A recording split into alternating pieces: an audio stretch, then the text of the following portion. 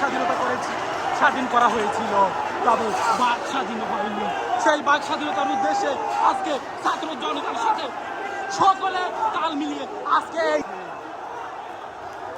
কারণেই বাক স্বাধীনতা, কারণেই আর্থিক স্বাধীনতা, কেন নেই এই স্বাধীনতা?